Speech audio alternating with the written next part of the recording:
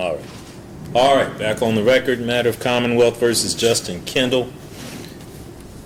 We are ready. Apparently all the jurors are now present. Anything we need to take up before we bring our jury? Not for the Commonwealth, Your Honor. All right. Yes, sir. All rise for the jury, please.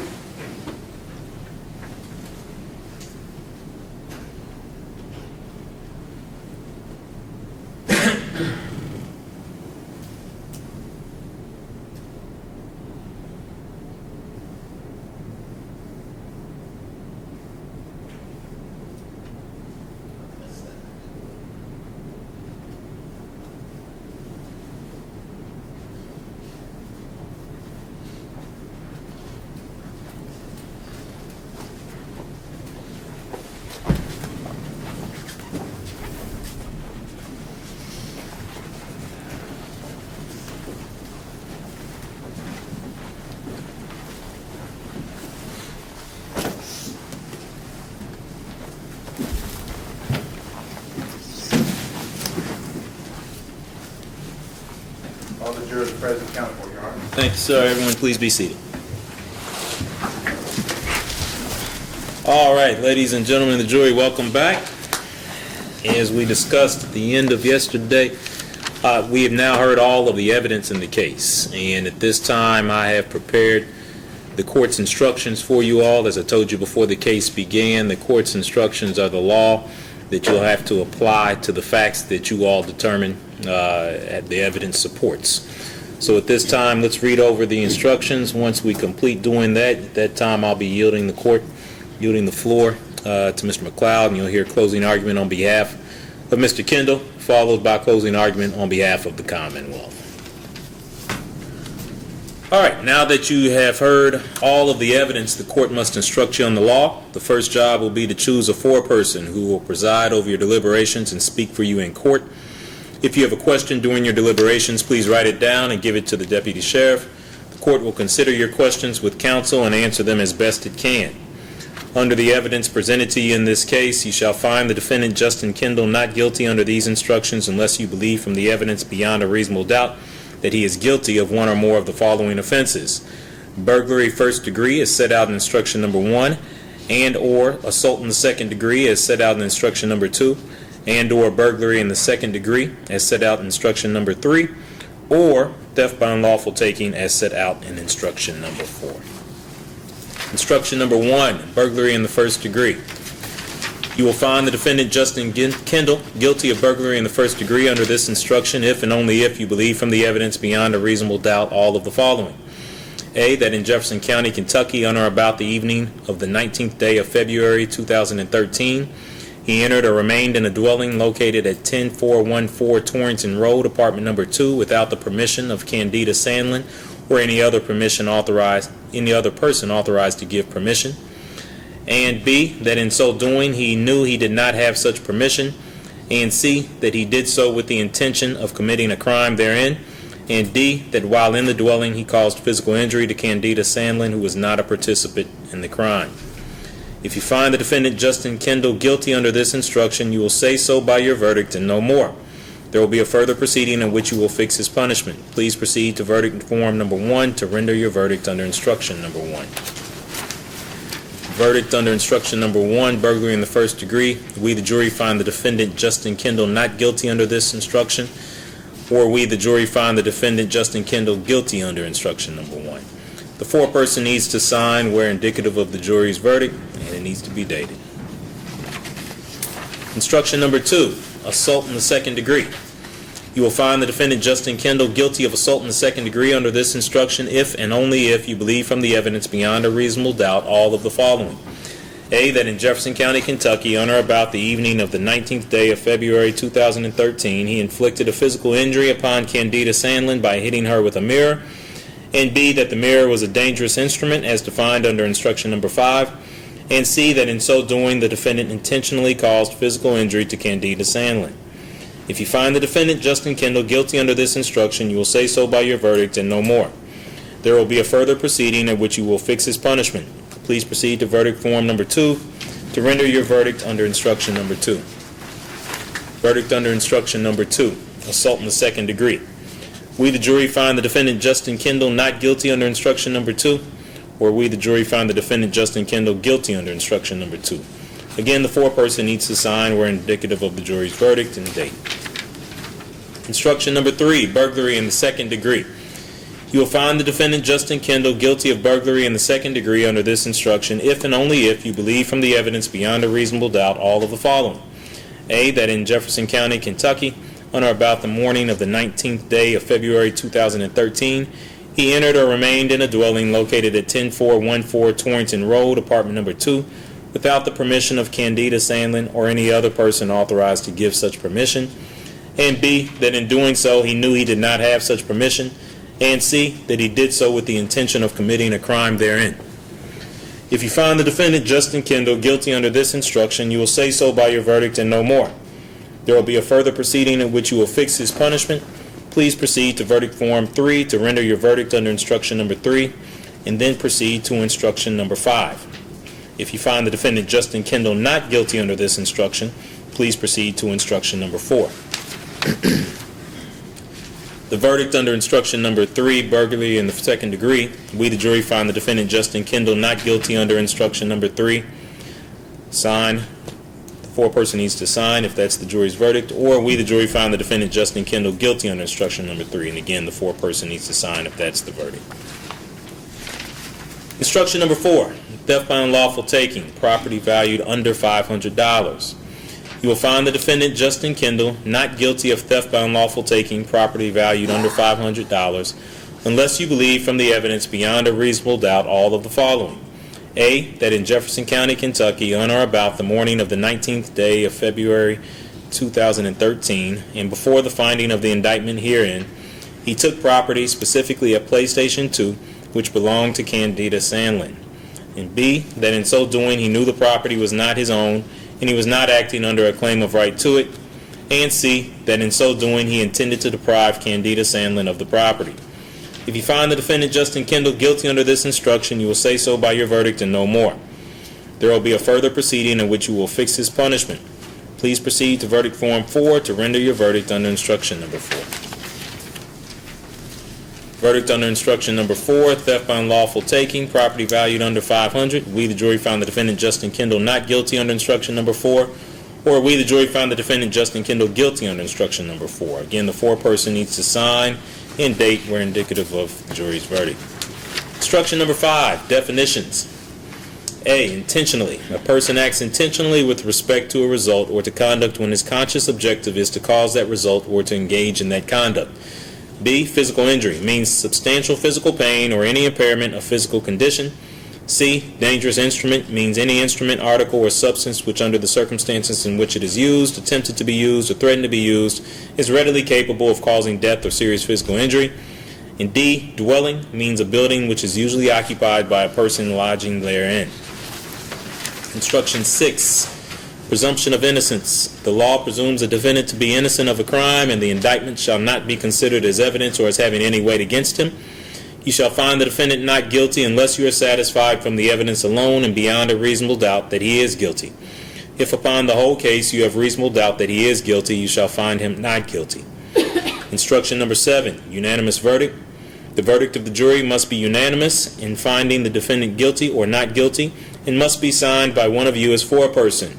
You may use the form provided at the end of these instructions in writing your verdict. Please notify the sheriff when you have finished your deliberations.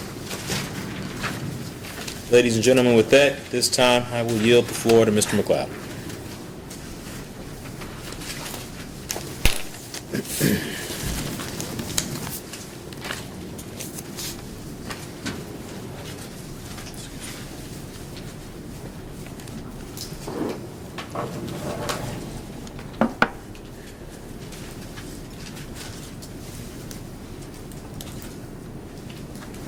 Your Honor, if it may please the court, Mr. Kendall, Mr. Mudd, Mr. Waldrop, Detective Bramer. Ladies and gentlemen of the jury, I glanced over a few times during the trial, and I realized that everyone paid attention to the details, everyone listened, and I truly appreciate that. This is one of the most important days of Mr. Kendall's life. And so we're going to get into it, and I'm not going to insult your intelligence. The jury instructions read very easily, so I'm not going to insult your intelligence in going through them. You'll have a copy of this that you get to go back, and you'll get to read it. And you heard the facts and circumstances, and you'll apply them properly. I just want to start off and just mention the 800-pound gorilla that never showed up. Timothy Stoll. Timothy Stoll, who had become a suspect, never showed up to court. It's not my job to prove what happened.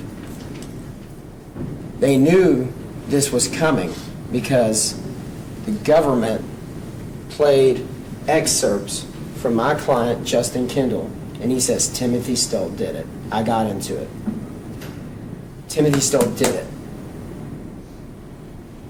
Timothy Stoll did this. I didn't do it. We're going to get back to that. Let's talk about what we know, though. What I know. What struck out, what came out to me. Because the reality of it is once I started to cross-examine Candida, or Candy, however you want to call her, Miss Sandlin, witnesses came out that the Commonwealth never knew about. Timothy Stoll's sister came over. And I'm going to get into this too. Remember the report got messed up? The night burglary, the report got messed up. So Officer Berg says, and we're going to get into this in detail, but Officer Berg says, I finished my dinner. I think he's at a fire station. And then there was no rush to get there because it came out as a report. That's a fluke. And I thought about that last night. That's a fluke that report went out as a low risk, possibly shoplifting. I said possibly shoplifting, like security, store security is sitting on someone that they have shoplifting. Yes. So, when did that call come in? Because we were curious about that.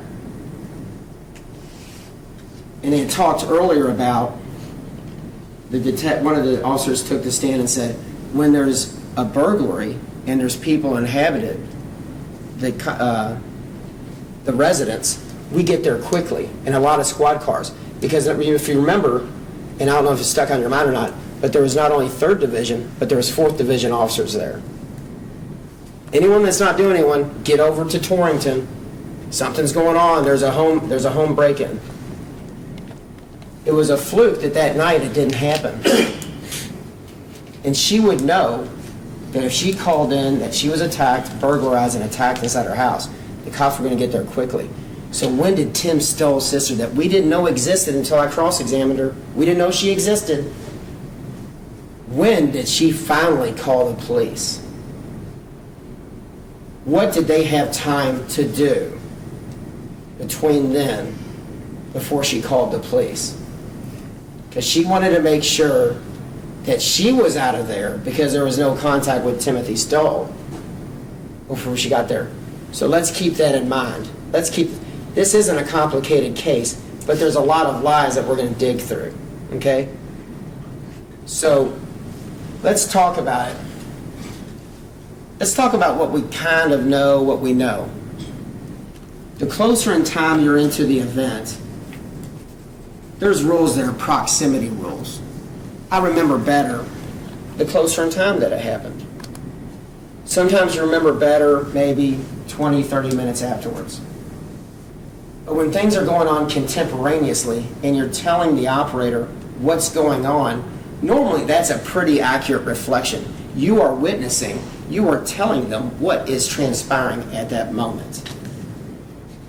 It doesn't get any, you can't mix that facts up. You are watching what's happening. So, would you mind playing the 911 tape for the morning?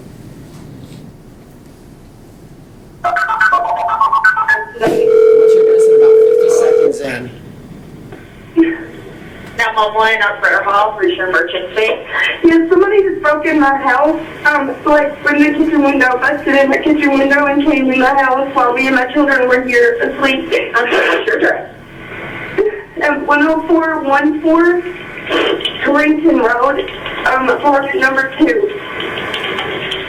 in Green Tree Apartments. Okay, said 414 Torrington Road number 2, and what's your cell phone number?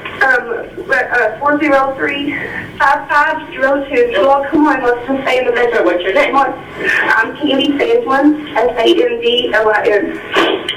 And do you still hear them inside, or do they visit you? No, he hurried up and went. He went through all the drawers, he went through everything while we were in here. Okay, so, okay, he didn't hurt you or the kids, did he? The kids were okay. We lost ourselves in the bedroom. Okay, After he went out of the bedroom. Is he Stop. We locked ourselves in the bedrooms after he left the room. Not after he left the house, not after he left the apartment. They locked themselves in the bedroom after he left the room, is what I hear. And you're going to have that in the back, and you can listen to it. Okay? And why that's important as well is because I told you from the beginning I'm going to do my best, and I did my best to bring out what I think is truthful. And when you're dealing with liars, people that we know Candida lies, and I'll get into that. But when you bring that up, and can you bring up the start of the video, please?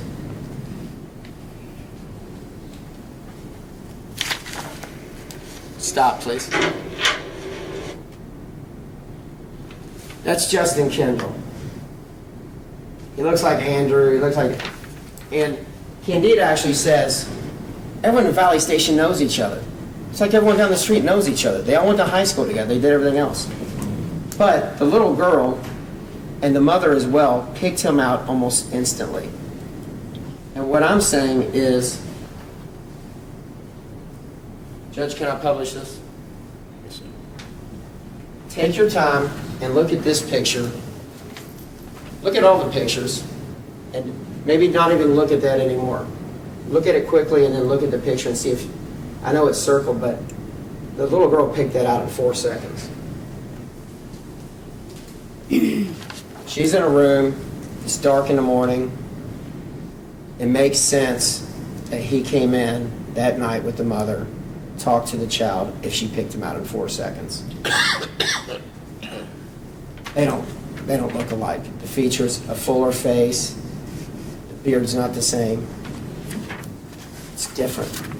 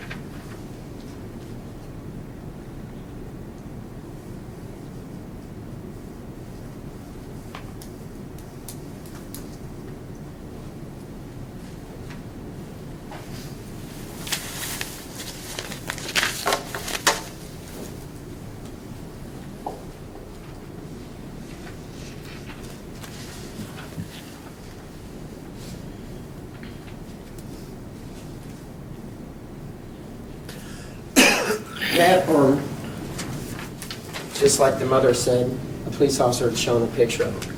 Now, the thing is, I didn't want to get into Shelby. She's a 12-year-old little girl. I've got a 12-year-old little girl. And I'm a little bit disheveled this week. I normally don't have my children the week of my trials, but I had them this week. But there was no reason for me to dig in after what Candida was crying about and what her testimony was, which was very emotional. She was beat up. There's no doubt about it. But let's talk about what we know for sure. Let's talk about what I think is uncontroverted between the prosecution and the case that I brought out and extra witnesses that I found out, only because Candida was a reluctant lying witness to not only Detective Bramer, Detective Berg, who was the officer that showed up on the scene, and Detective Berg.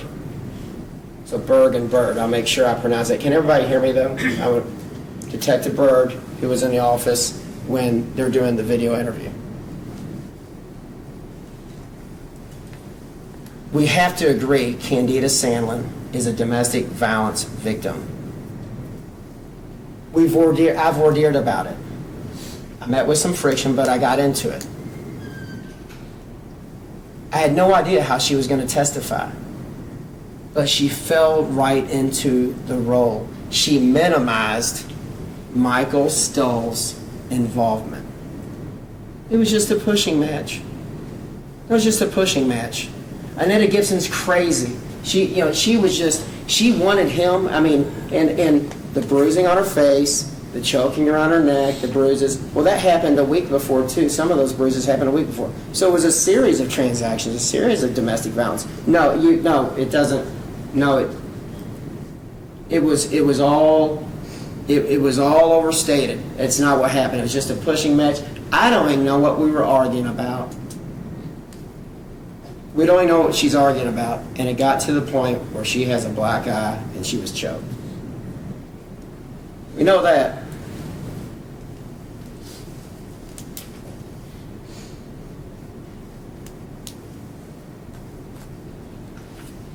That goes to the second, which I've briefly addressed, that it goes to a pattern of assault, of domestic problems between her and Michael Stoll. And I'm not saying you have to like Justin or anyone else in it. I mean, they have a witness that comes in from prison that knows each other. I mean, Valley Station, we know Michael Stoll's in jail.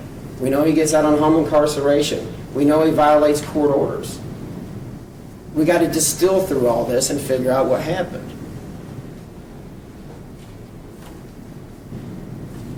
We know on February 19, 2014, she was assaulted in the afternoon. We don't know when, though. We know that if you call into the police department and someone's come into your house and you stated that you were assaulted by someone that came in your house, it's what Officer Berg said, it's a home invasion. Okay? It's a home invasion. That's top of the list. Shoplifting, littering, a refrigerator that was dumped illegally. Those are the things that you finish your lunch on. If he knew that was a home invasion, he would have been there immediately. And again, probably 3rd, 4th, any other division around, the fire department probably would have shown up. That's how it operates. It's dangerous. But we don't know. But what we didn't know either, and it came out on my cross-examination, and they didn't know, is that her sister showed up in between the time that it happened and the police were called. And I submit to you, as I thought about it last night, she didn't call the police until that lady had left. Her Michael Stoll's sister had left, because she knew if you call that in, they show up immediately. A home invasion called in, the officers show up immediately. It doesn't make sense that she would have called the police and said, hey, can you rush over though, and we need to get you out of here before, because she made it clear that she wanted her out of there before the police showed up, because she had no contact with Michael Stoll. If she was still there, what is your name? Why are you here? What's the connection? Michael Stoll's my brother. Who's Michael Stoll? Run Michael Stoll's name. You're a victim of Michael Stoll's. That would open the gate for Detective Bramer and Detective Berg to properly and adequately do their job, which they freely admit would be to have expanded their investigation, not just call up home incarceration, but go out and see what we know, which I had to get out of her, that she made contact, it's a fight, she hit, and she made contact, and she injured the person. It would have gave them everything they needed to do to resolve the assault second and the burglary first that transpired the night of February 19th. And I'm not sure it's a burglary. I think Tim Stoll came over. I think he came over.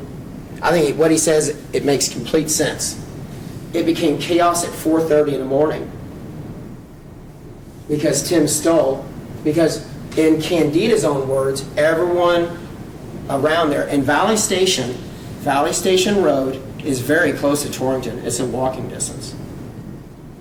Someone saw Justin Kendall leave with Candida Sandlin. And Michael Stoll got a phone call sometime that night and said, hey, Justin Stoll and Candy left that night. And at 4:30, the phone starts blowing up. Can you imagine? She can't remember.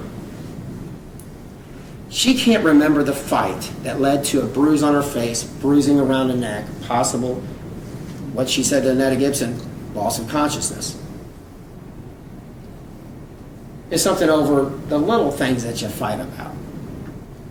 If you live with someone, you know it's the little things that you fight about. Can you turn the light off? And Joey, can you flush the toilet, please? I know you're 9, and I appreciate you leaving that for me. Can you? And I'm not a yeller, but it's those little things. Now imagine that Justin Stoll is at a lady who he wants to control, that he's beating up, and I'm talking Tim Stoll. He's at his house, and she's calling, and he's calling off the hook, and he's saying, I know he's over there. And Stoll's in a problem, because he's on home incarceration, and those releases do kick in. So whatever time, 8, and this is where something else confusing comes in, and I couldn't pin her down. I talked earlier about like nailing Jello to a wall. Trying to get Candida to answer anything for me was painful. It was painful. None of that had to happen. It's simply yes or no. And that begs the question, when people are lying, they want to answer the question that they hear or they want to answer. They don't want to answer the question they're being asked. And she's doing the river dance. She doesn't want to answer it. She doesn't want to answer the clawing. That's what that was about. And I submit to you, and I'm going a little bit out of order, I'm going to come back and I'll collate this for you. These are just my thoughts. And it took me a while because I got home last night. I was just exhausted. I'm like, okay, well, I'm an early morning riser. Since I was in the military, I wake up at 4 in the morning. It's not a blessing. I don't like it. But my son gets up too. But he likes to jump from the trampoline at 6. That's a different thing. When we're here, and I'm trying to just get a yes or no in regards to whether she fought the person back, and she's answering every other question except for the fact that she did fight the person back, that she got him in the face, she punched, which is what Officer Berg said she said. He said she clawed him and she punched him, and he just said, I went ahead and just fought him off. If you remember that. And you can play the testimony back if you don't. You don't have to take my word for it. In the interview with Detective Bramer, and Berg was in there at the same time, the same thing. I got him. I punched him. I clawed him. Well, now the shower curtain's in the way. Things are in the way. She doesn't want to answer it because she knows she injured the person that she got. And it's only 2 days after. She injured him, and she's going to put him on Justin. The whole problem is when they bring him in, there are no injuries. There's no injuries on Justin. Period. Pulls him up. They looked him over. There's no injuries on Justin Kendall anywhere. Period. The physical evidence is strong. The lack of physical evidence is just as strong. That's inchoate, something that doesn't exist. I feel badly for her. It didn't have to go that route, but my job is to find out what is the truth. Sometimes that's not a task that I like to take on, but I have to get the answer. She either has to disagree with me or comply. If she disagrees with me, then I play the videotape of her in the police station where she says exactly what I needed out of her. Clawed the face, punched, I got him. And she didn't want to go there. And what I submit to you, because at some point I'm next to her, I know over here, this is the one point, and I felt bad for her anyway, because I know what she's going through with Michael Stoll. I know what the problem is. I've seen it. I actually choose not to take those types of cases. There are certain cases I don't take. But when she's looking at me and she's saying, I know what you want me to say. I know what you're going at. I know what you're wanting me to say. I know what you're trying to get at. That's not what I'm asking her. And in a way, she was looking at me like, please, can you move on? Can you not make me answer this question? I don't want to answer this question because she loves Michael Stoll. And that's something I don't know the answer to. I don't know why women or men in domestic relationships go back to these people who treat them like that. I don't know the answer. But it was a different crime. It wasn't about what happened at that point. I realized at that point, and I was going to back off, but I couldn't. I needed to get the right answer. I needed to get the truth. And she was sitting here and she's looking at me, and it was like looking at a puppy dog, and she just didn't want to answer it because her life, as far as she can tell, is Michael Stoll. That's the center of her life. And you know what backs it up, as dumb as it is, but I had a friend of mine, a young lady, the fact that she says, the prosecution comes out and says, now, since you've been married, right? No, we're not married, but we pretty much are. I've got a wedding ring, and he wears his too. It's really kind of pitiful. You're really not married. In Kentucky, you're really not married.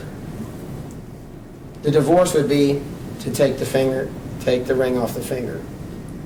She's desperate. She's a victim. There's no way around it. But she had to make sure, I'm wanted.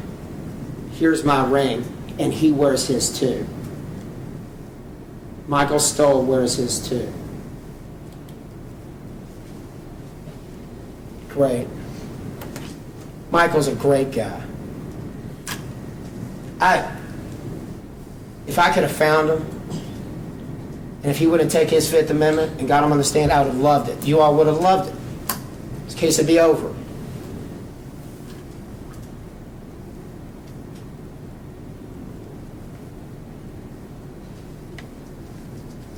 When you're telling the truth, there are certain little things, too, that just don't add up. He went out the window. It sounded better. He went back out the window. I don't know why I said that. The daughter said he left the door, which corroborates what Mr. Kendall says. It's hard to handle someone like that because I want to be nice to her, but at some point she's defending Michael Stoll. He's not even on trial. I mean, he's not even doing anything.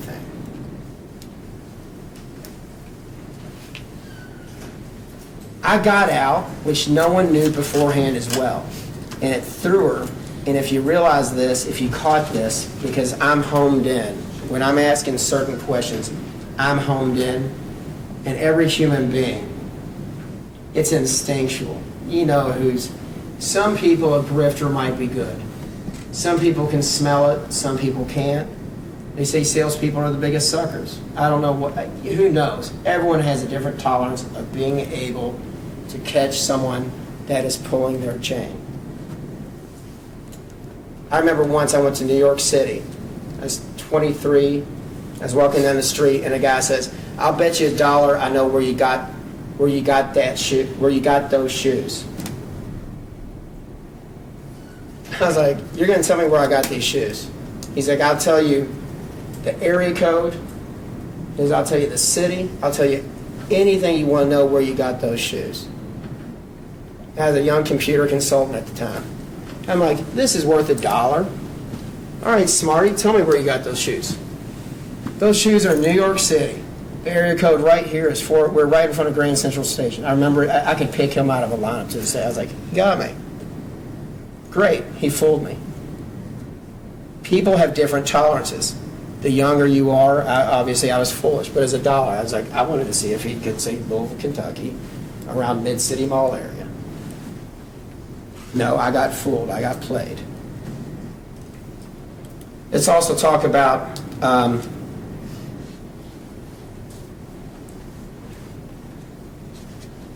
she left marks on her attacker.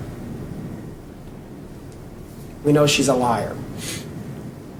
And I don't think it's anything that she wants to do. I don't think she feels good about it.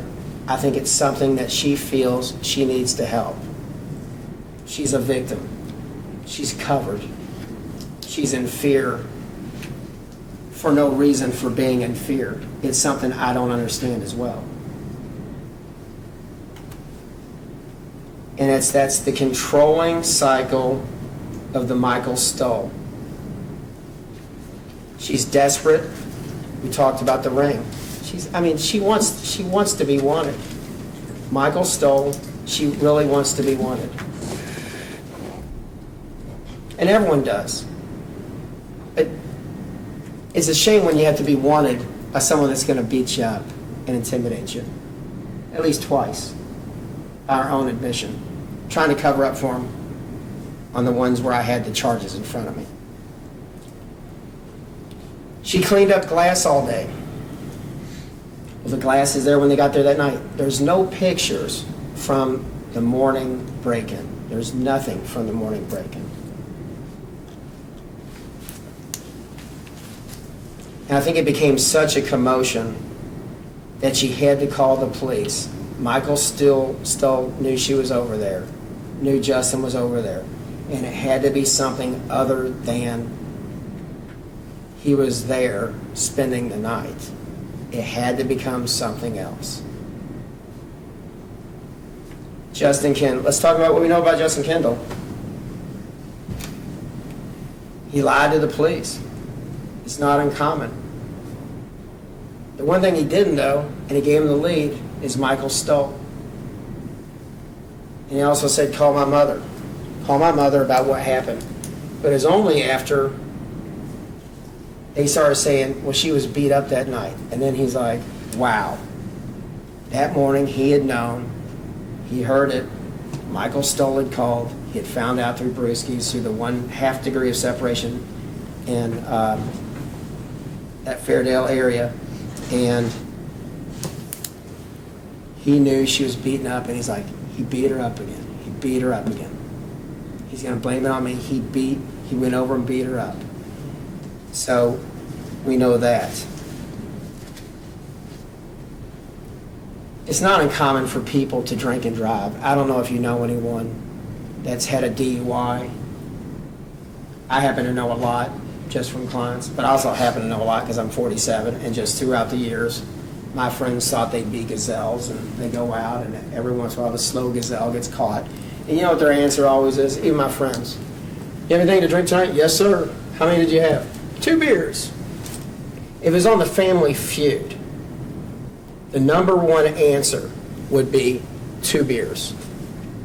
And they're lying to the police officer to get out of there. Please let me go. But they can't walk a steady line. They can't do anything.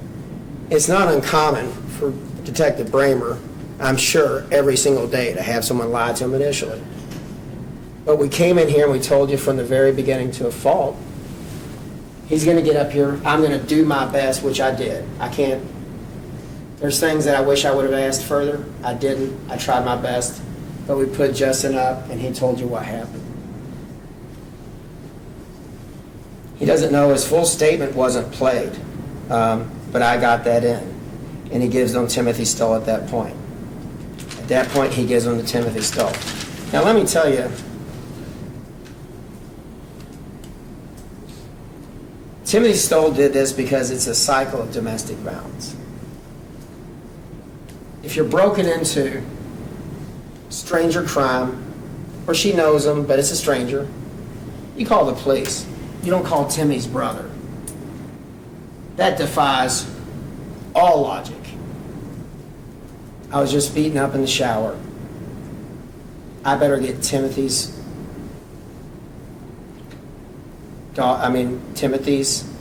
sister on the phone and get her over ASAP to solve this one out.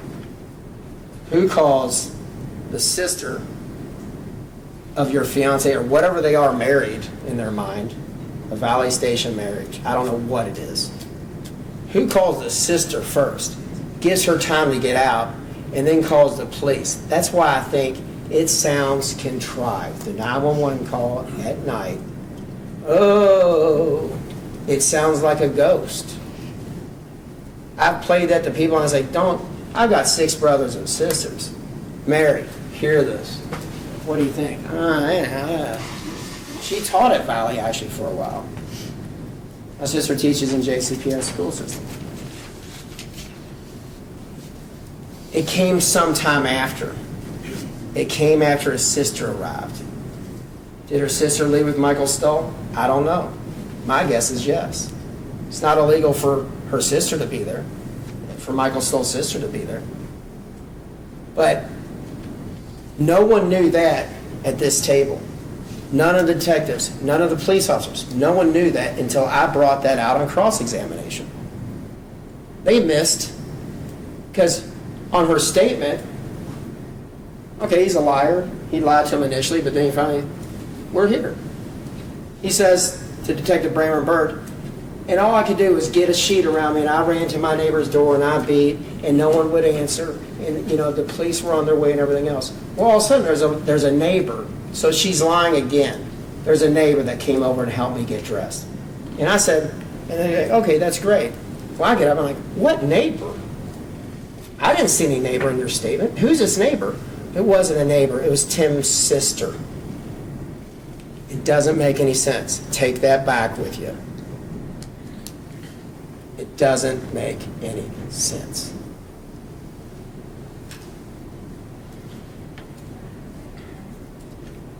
She's in that cycle of domestic violence, and that's what they do. And this one, my guess, I know Annetta Gibson, is particularly bad because there's a lot of domestic violence. Not only Valley Station, Fair, St. Matthews, Prospect, it doesn't matter. There's domestic violence everywhere. But Annetta Gibson knew something was afoul in this one because they don't regularly ride by every domestic victim that they have. They got domestic victim advocates that will take over the case for them. And they've done their search and they've arrested the perpetrator. She knew there was a problem. And that's why it came out that Annetta Gibson, just running her beat, I'm going to drive by Torrington. There's his car. Knock on the door. There's Timothy Stoll. Hey, guess what? You're going down again. I've warned you. That's why he was in jail initially and then on home incarceration afterwards. And they still couldn't stay apart. Up until this point, not only did they not know that Timothy Stoll still had DL on the download communications and they got together and whatever, they didn't know he was living there as well with Timothy Stoll when he wasn't in jail either. So I guess he parked his car maybe, or maybe sold his car, maybe it was something else. But all that came out because what you could see is she wanted to, when I asked her, I think it was Adam Ferguson. I said, do you know Adam Ferguson? And she wanted to say no. She really did. She wanted to say no. She, yeah. Like, and Adam Ferguson. And that's when she went into, everyone knows, I don't know, I'm 6 years older. And she starts answering the questions that she wants to answer because she's dancing around what the direct question is. I'm not asking for the Pythagorean theorem. I'm asking yes and no's on what transpired. Do you know them or you don't? And she was sitting there and she was thinking, it's yes or no. And when she said yes, it made the connection. Because, like she said, Adam Ferguson, unfortunately, who overdosed, through Justin Kendall, he gets out, finds out where Timothy Stoll lives. He wasn't there by accident. He knows Timothy Stoll. Which brings us up to, again, where she lied to the police. Is there any boyfriend, anything you know? And then I got into the fact as well, they didn't know this.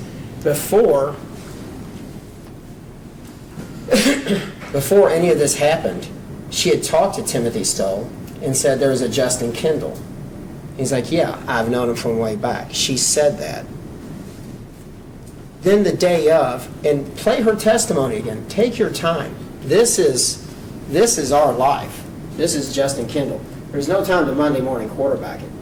But for the life of me, I still don't know what happened that day when it was broken in the morning to the night when she came back.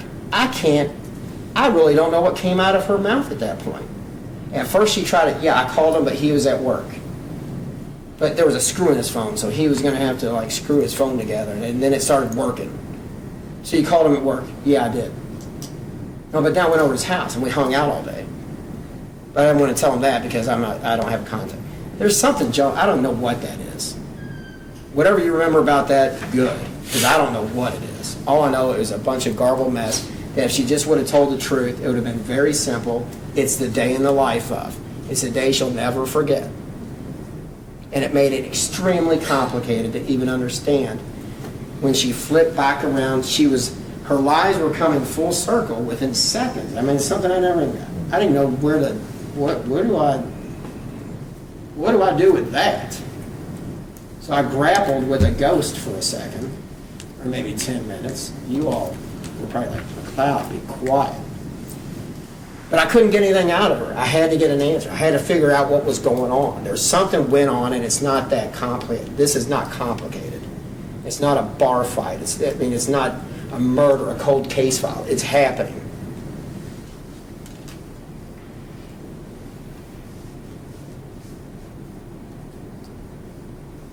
And I'll tell you what she was doing. She was vigorously defending Timothy Stoll, because guess who pops up? Seen the movie Ghost? Guess who pops up like the ghost at the end for the bag? Annetta Gibson would have been there immediately. If she knew Timothy Stoll was having contact with her at that point, she knew it. Annetta Gibson, hello. They had every chance to call Timothy Stoll. They had every chance to call Annetta Gibson, Detective Gibson out 3rd Division. Let's talk about Timothy Stoll.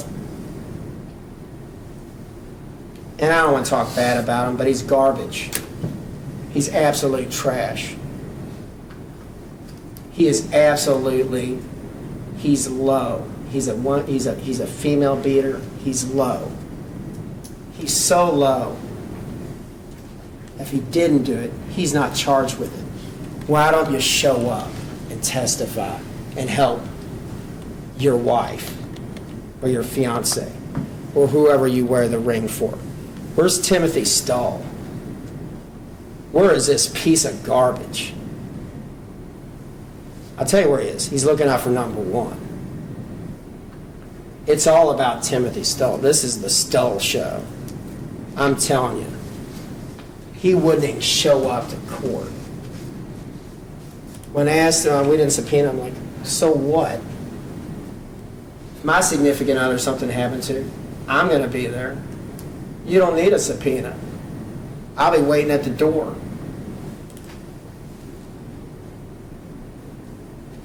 If it was someone I cared about, if there was children I cared about, if there was anything he cared about except for himself and the control of Candida, he'd have been here. He did it. It only makes sense. He knew Justin Kendall. He knew they were there. He knew Justin was there that night. And that's why he was livid. And that's why someone comes in later on to break into a house, and you'll see the pictures, you'll be able to peel through them, breaks into the house to simply say, you fucking bitch. That's hate. It's not intimidation. It's intimidation in a domestic sense, but it's not intimidation. Don't call. I mean, the police have been called. Names out there. That is a boyfriend. So we get back to, if they fight about nothing, she can't remember, and she chokes out of consciousness. Imagine if she thinks she was up doing drugs and hanging out and sleeping with Justin. Imagine what that brings to you. That's why the police aren't called. That's why sister's called, because she wants to get over it. But she can't go home to her mother because she is marked up. And these are the pictures you're going to get. I'm telling you, she can say what she wants about shower curtains, but there's certain things that those shower curtains aren't about. Here's Exhibit 27. That's not from glass, from the mirror. I'm sorry. It's okay. Those are claw marks. That fight went on. She got him. She's fighting. She's fighting Michael Stoll for her life at that point. This is just one of the pictures you're going to get. This is what domestic violence, this is what perpetrators do to them. That's not glass. In my opinion, it's up to you. You're the finder of fact. That's not glass. That's he's got her down. I mean, it's fighting. They're fighting.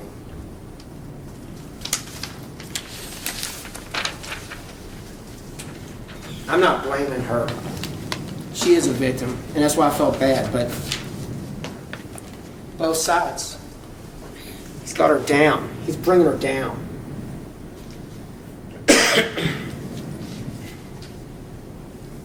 You can see faint grasps on each side. This one has nails. This one kind of just has a pulling. She was in a fight. She was in a fight. And it makes no sense you call anyone but the police. You don't call Michael Stoll's sister. That's a close-up of it. And you'll have all these in the back. That's a close-up of it. That's what we're dealing with. It's a sickness. It really is. It's a sickness.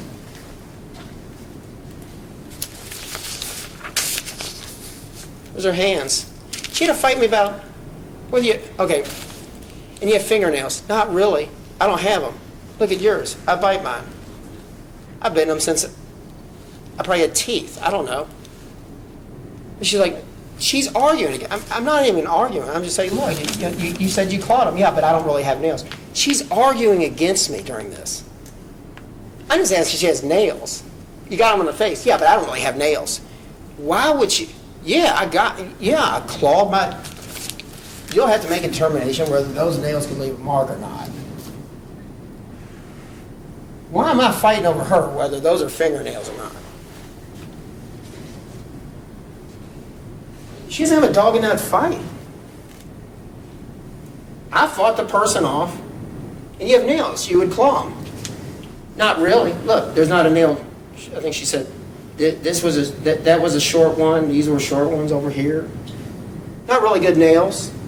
Not good nails to get someone. You know, I mean, I'm declawed. It didn't make any sense. I was like, really? I'm fighting over this? I think that's when I said, look, this might go on to Saturday. Promise my closing one. You're going to get pictures of the bathroom. There's no blood in the shower. I think she was hid in the shower. No reason to doubt that, but it rolled out. And she probably is. She's fighting naked. But the shower curtain is left in the shower, but there's no blood in that shower. The blood starts out here.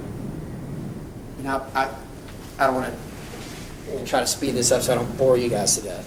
You'll have all of this, though. But this is what I started looking at last night. There's no shower. It didn't transpire in the shower in its entirety. It rolled out. There was a fight. And whether she loves Michael Stoll and wears his ring, it doesn't matter. When someone's attacking you, you're fighting back and you're clawing whatever you want. I mean, you don't know what's happening. Emotions are going. It's on. You're fighting to survive. And she was. Here's another one. Shower's there. It's not departed from, it's on the outside. It's not departed from the pole. And it's outside of the shower.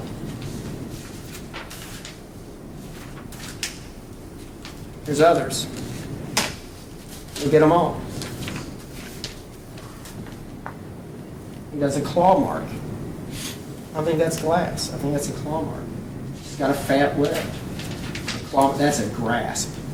That's a nice, hard grabbing of her arm with a thumb digging into it to grab her.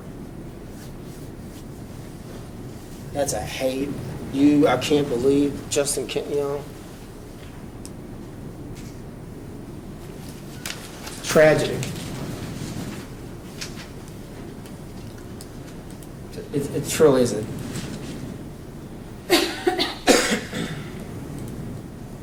So I'm not going to mince words. I think Timothy Stoll is the scum of the earth.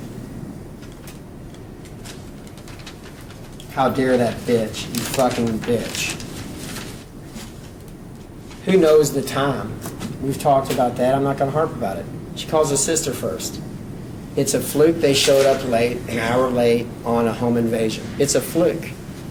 She didn't call the police until that time. I think the attack probably happened about 3:30 or 4. Gave the sister to show up, talk about it, what do we need to do, my mother's going to do. Who knows what happened? That's up to you to make that determination. But the sister came and left. I'm telling you, on a home invasion, a bank robbery, stuff like that, police are everywhere immediately. They drop. If they're writing someone a citation for a speeding ticket, it's like Homer Simpson throwing the uranium. They drop it and they're gone. Lights are on, they're speeding off. The guy got lucky. Someone's getting unlucky. The guy getting the ticket's getting unlucky. He's getting lucky. They drop and they have priorities. And a home invasion is a priority. It's a fluke that it went in. She didn't know it was going to go in as anything other than a home invasion. That's why she had to call Tim Stoll's sister. And that let's talk about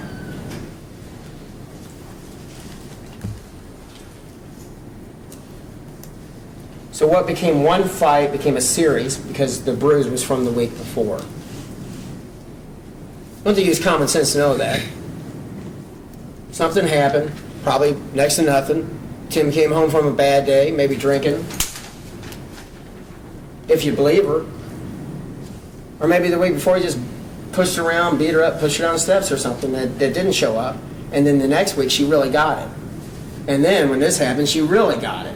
It's a pattern. It's not hard to see. It's from low self-esteem. He's controlling. It's his way, and that's both sides. His low self-esteem.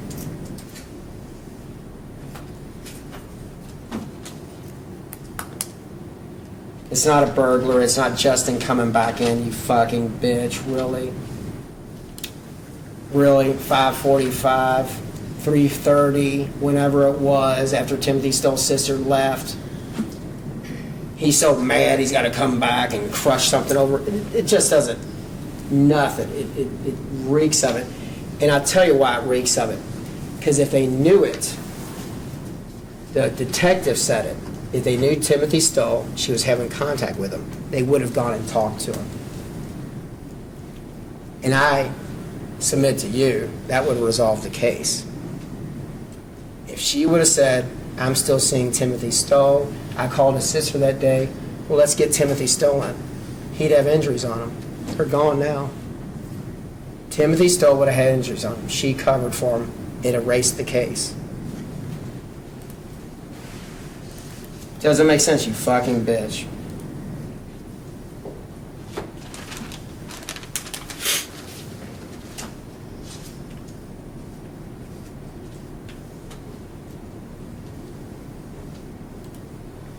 The Commonwealth came out in open, and they also said in voir dire that he deserves a fair trial.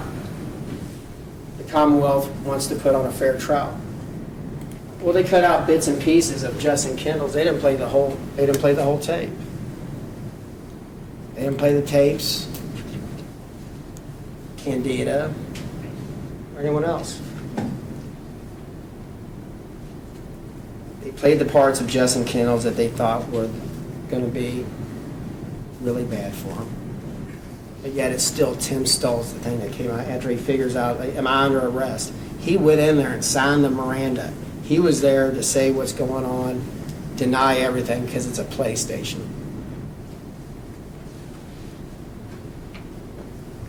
When he found out he knew where the case was going, it's Timothy Stoll. He went in there and did it.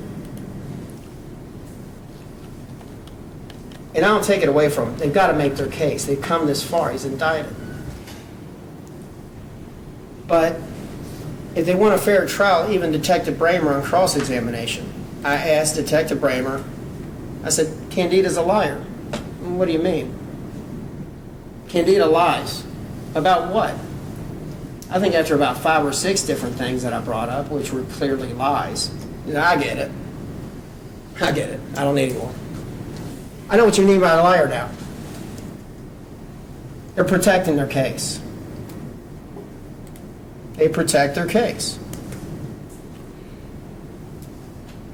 How can you not agree with? I mean, my 9-year-old son, my 12-year-old daughter, if they heard it, they'd be like, yeah, she doesn't tell the truth about anything, Dad. Just quiet, Gracie. Quiet, Joey. Yeah, they're in trouble.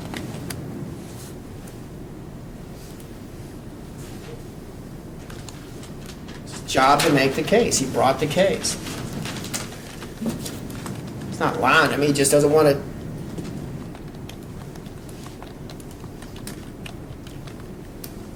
They call Officer Hagan. And Mr. Mudd says there's no report on Mr. Stoll on any violations. Well, guess what? There's no reports, period. Because I guess when you lose a contract and you're home incarceration, you pack up your toys and you leave the jail. Which is unbelievable to me, by the way, that actually happens. But the way they used to actually do it, they'd actually ride around with like a big, it looked like an old TV antenna. And I remember as a kid, I was my dad's clicker. If the TV didn't, if they needed to change to 41 instead of 32 or 11 or 3 and the UHF, VHF, sometimes I'd hold in and I hold the antenna and then I walk away and fuzz up again. I'd have to go, like my presence somehow helped this TV. It was awful, but that's the type of equipment they had. This, what they called this infrared or this radio, whatever they did, they would shine. They could pick you up within like 400 feet. They'd have to go down the street. But when they're out on releases and there's 2 people answering the phones, you can disappear. They all know that. The people on home incarceration know it, and they talk to each other. People on home incarceration, they're down there for hours sitting there waiting like, yeah, this is what happened. They mess up on home incarceration too. People drink on it for weeks. They think they're safe. All of a sudden, randomly, someone might be tested. Officer Hagan admitted as much. You know exactly what he admitted. But they brought him in here like he was going to be the coffin nail. Tim Stoll couldn't have done it because he's on home incarceration. Well, he had more releases. And I'll be honest with you. It's just me. I've never seen methadone release. I didn't know you were allowed to do narcotics. Methadone's a Schedule II narcotic. It's the same composite, basically, as heroin. It is an illegal, it is a felony on the street. I didn't know you were allowed to take narcotics when you're on home incarceration, and he had methadone release. This guy had every release you could possibly think of.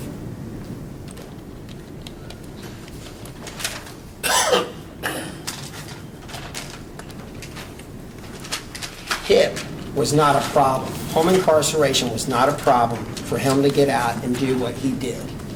For Timothy Stoll to do what he did. Later on, or else they would have kept that system. Later on, they got GPS. Probably prompted by Steve Nunn. And this is the thing, too. This is the problems. The reason why this would have taken the problems, let me just go through.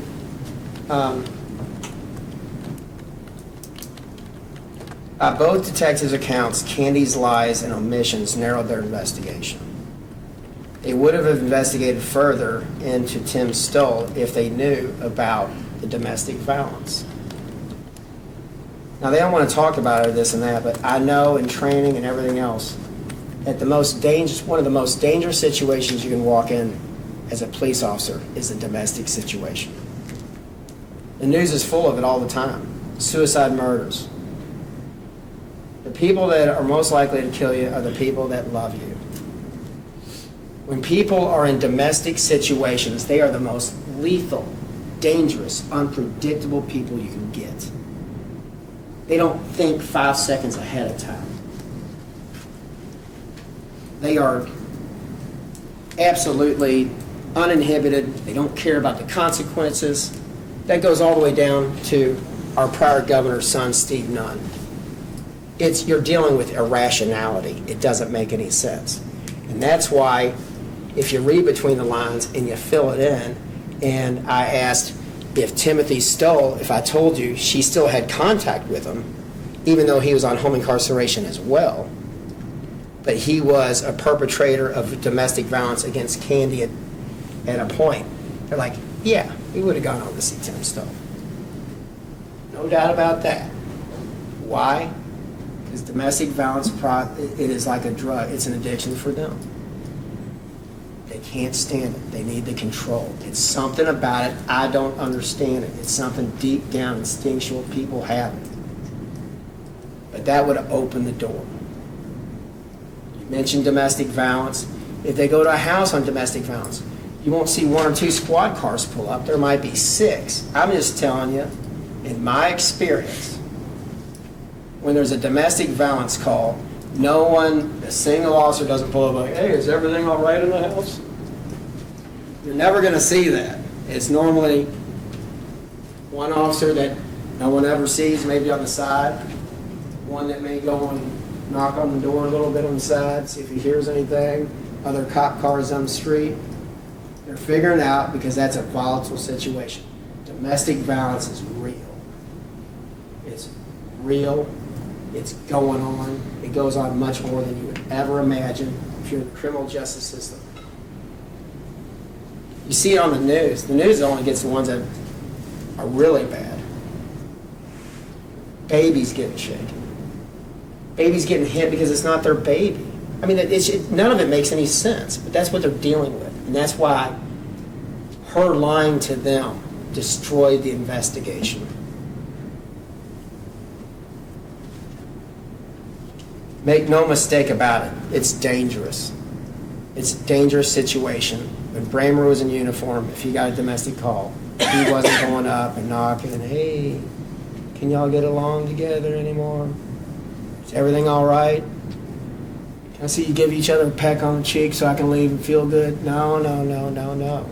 No, you're there with the platoon.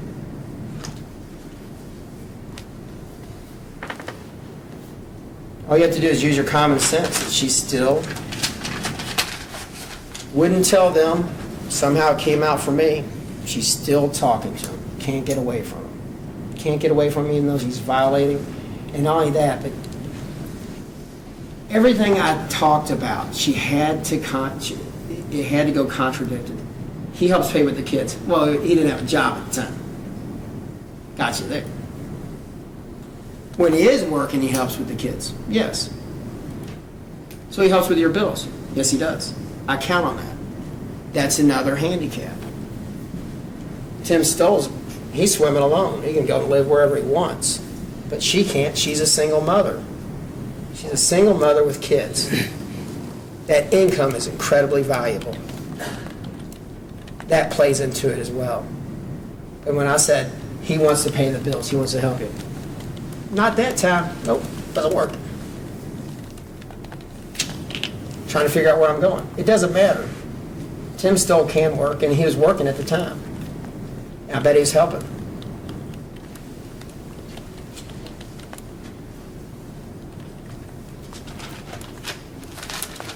So what else does she do to hinder prosecution?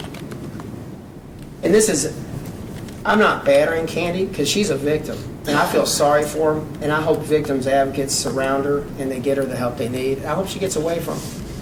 But when, she says, I'll get the serial number for the DS. That never happened. She get the serial number for the DS. She goes on to Mr. Money. They have it. She pawns it every month, every couple weeks. Who knows for what? Didn't mention Stoll. That talked to Stoll. Now, what else does that bring up? You got to think all this through. What else does it bring up that if she said, yes, I talked to Stoll still and I talked to his sister? Phone records, text messages. You can delete text messages all you want. If they grab one of your phones, no matter what you've had on there, they turn it off. Detectives will turn the phone off and they take them down to right here at 6th and Jefferson, maybe sometimes out at Shelby campus to the FBI, and they plug it in and it does a complete, bit by bit restructure of the phone, things that are deleted but aren't overwritten. It would do a complete analysis of that phone. We would have known if she was truthful by her phone by the sister's phone and by Timothy Stoll's phone, and their logs subpoenaed through the grand jury or however I wanted it, or me, if I just knew they existed until the cross-examination, we would have had the phone logs of exactly how everything transpired. It'd take away the guesswork of just this police call log that we have to rely upon. It takes away all the guesswork. Who'd she call? When were they calling? What was going on? It takes away the guesswork. That's a huge hindrance. So don't just think, she didn't drop Tim Stolen. That's bad because they didn't get to go talk to him. There's a zillion other things why that they could isolate and slam a case against someone if they thought there was someone else involved. Grab the phone. They didn't have a reason to do it because they think he's a complete stranger, which we found out he wasn't. Got the phones, processed the phones. Tim Stoll's in jail. They triangulate the phones because when you're talking on the phone, you know where you are. The cell phone towers triangulate. That's how they find people. If they really want you, as you're driving around and your phone has all bars all the time, it's not from one cell phone tower that likes you. As you go along, there's cell phone towers and they triangulate, and that's why you can find your phone. Like certain phones can find themselves. You'll be like, hey, where are you? Like if you have a computer, like, hey, where I've lost you. I'm concerned about where you are. And your phone will try to tell you, like, hey, I'm over here. It's because it's hitting the towers and it knows where it is. They could resolve and figure out where Tim Stoll was. They could figure out where he was and where he wasn't, most importantly. He would have been out of this.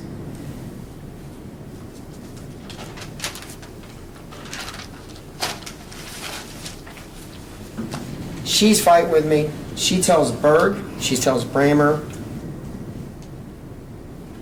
and Berg. She's successful. Claude got it. I finally got it out of her.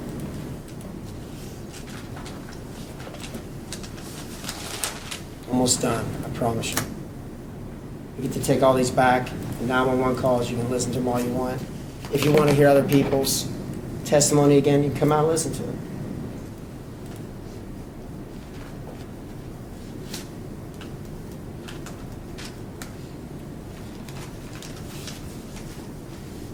He's going to bring up, okay, alibi witness. He's going to bring up that Mr. and Mrs. Kendall came in and they testified that he was at their house that night. How'd you remember back then? Well, it's kind of striking when your son's arrested 2 days beforehand. It's not real hard to go back when he's a bad creature of habit, and I believe it. He comes home from GE, I talked to him just for a second. He's like, I got a little routine I did. I can tell him about the routine. I don't want to know about it, but I didn't know. Like, he's one of the guys that comes home. He's got his life planned out. He wants it nice and simple. His wife's going to go into operation. Well, I'll tell you why they know what happened that day is because it only 2 days later, he's down getting grilled and arrested for something. They know at that time period, at that time, he couldn't have done it. And now it's probably even earlier. We don't know when it is, really. We don't know when it is. We know it's not in the morning because the police officer showed up and she wasn't beaten up.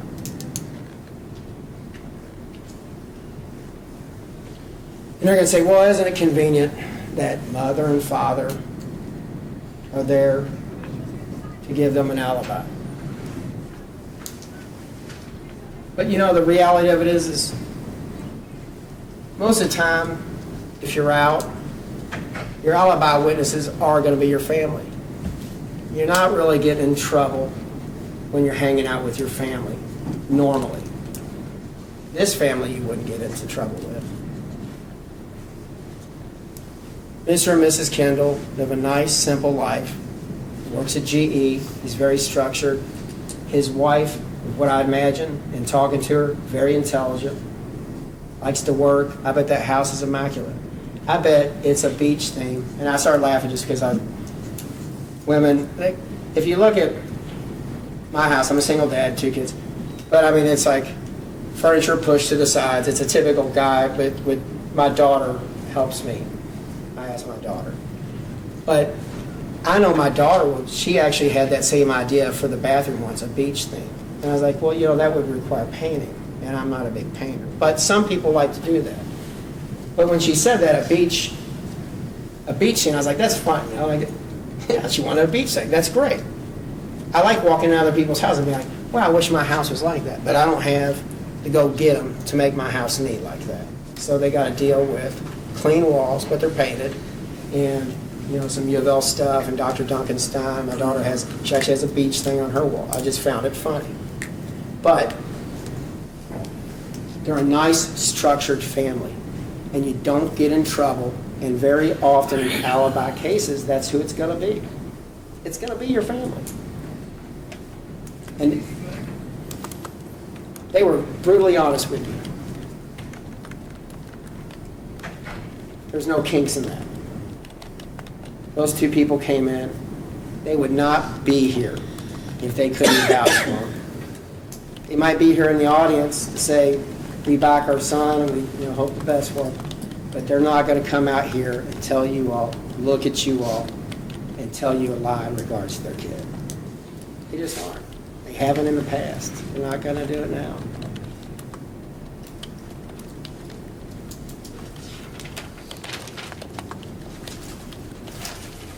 The language, everyone who came in here, you know, I don't know, I mean, it's where common sense comes in. Justin and I are going to be hanging around. You might not like him. It doesn't make him guilty. I certainly don't want you to hold what I said like I submitted when the lady was crying. I don't know how long it lasted. To me, it lasted 3 years, maybe 15 minutes, where I'm trying to just get one question out of her because she just wouldn't answer my questions. I don't want you to hold that against my client either, because I had to get out that she actually clawed and caused damage that wasn't located on my client 2 days later, that the detective said would be on Tim Stoll 2 days later if she had clawed someone. Everyone's clawed. I mean, claws can get nasty. You get clawed by something, and like 2 days later it's scabbing up again, you have to pick it, and it's still there, then it turns red, and it's red for a week. It's common sense stuff.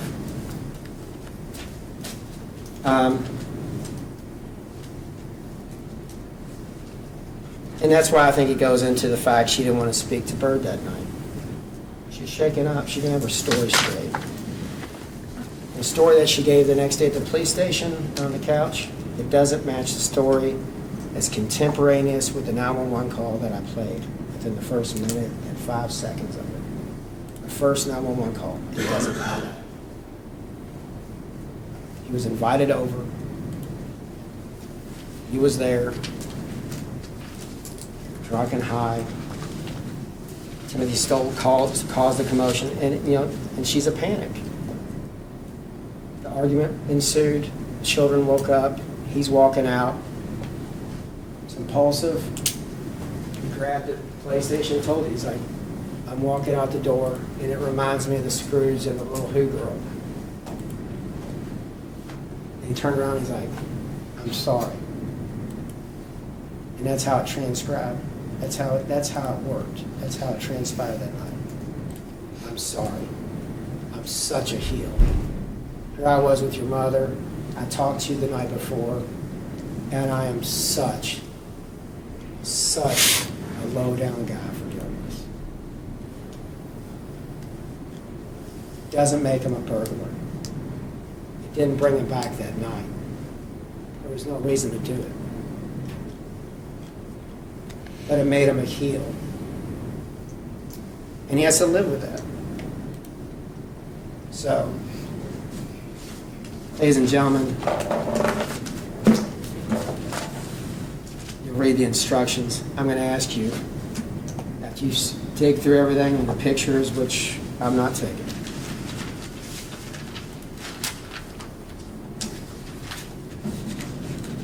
after you deliberate, take the time to deliberate. I know you will. I mean, what I really wanted out of the jury was a smart jury. I went through and I was like, I want people that are going to understand, get it, read articles, know things that are going on, be wise to the world, read articles about things, be interested in why people do stuff. Go back and talk about what makes sense. Go back and talk about, if Figure it out. What really makes sense? How would you cover it up? All those things I've taught you about. It's all common sense. And I'm going to ask you to come back. I can ask you this on good faith. Come back and acquit him on the burglary second, the burglary first for that night, and the assault second. And unfortunately, in the instructions, you're not going to see one for Tim Stoll, where he's guilty of it. But it doesn't make him guilty.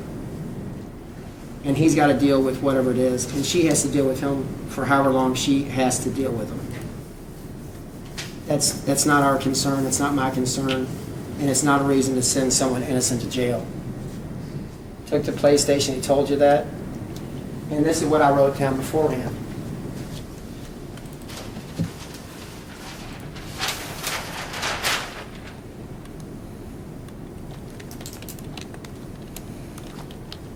He didn't mumble, "Oh, Dan, don't say nothing about the PlayStation," or the burglary, or the other burglary, or the assault. He was concerned in that whole interview, the one mumbling, the one excited utterance when he's in there by himself.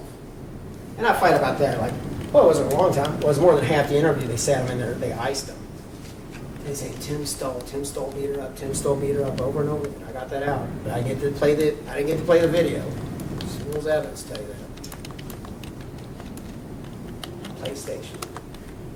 It all corroborates. It's what I've told you from the beginning. I did my best. I got things out that they didn't know. I solved their case. Come back and acquit him of what he didn't do. The burglaries, the assault, convict him of what he did do to the PlayStation. And I really, I thought my closing would take 30 minutes. I'm really not that winded, but I appreciate your time. I appreciate the fact that you actually paid attention, and I wish the best for you. Thank you. Thank you, Mr. McCall.